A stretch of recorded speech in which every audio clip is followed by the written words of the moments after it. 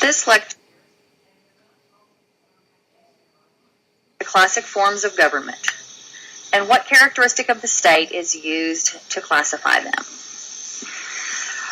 The classic forms of government are the traditional ways that governments have been classified over years and years and years, and they use the question of who holds sovereignty to classify governments. So we'll be paying attention to that. There's 3 different categories. In the first category, one person holds sovereignty, or we can say one person rules.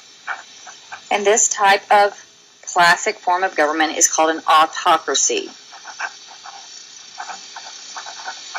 This comes from 2 words, meaning auto means one, and kratia means rule. So in an autocracy, one person rules. Now there are 2 basic kinds of autocracies. Those are a monarchy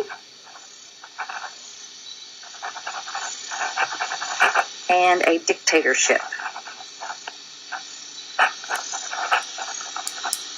So we'll talk about each of those. In a monarchy, one person rules. It's the king or the queen or the emperor or whatever you want to call them. But the key point in a monarchy is that power is inherited.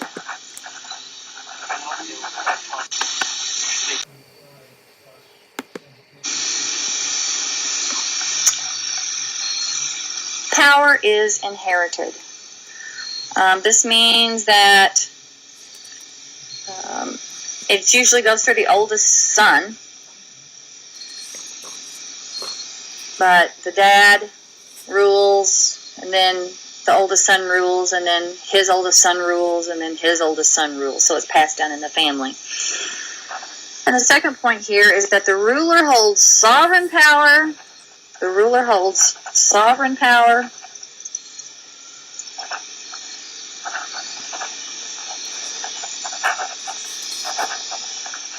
and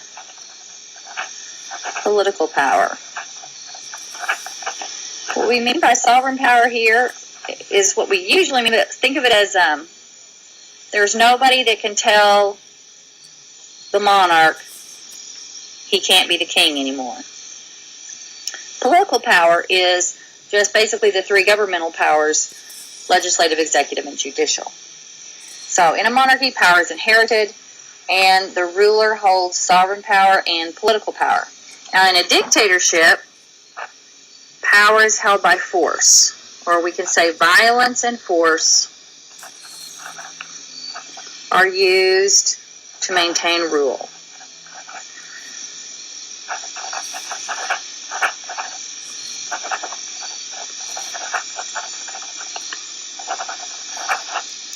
And again, just as with a monarchy, the ruler holds both sovereign power.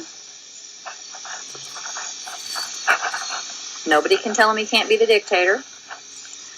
And he, or she, I guess it could be, holds political power. Has the power to make laws, enforce laws, and interpret laws. Political power. Often a dictatorship will become a monarchy if someone takes control and maintains control through their life, and then if their son or daughter or child inherits the power, then it has become a monarchy. All right, and that ends our first part of the lecture, which has to do with autocracy.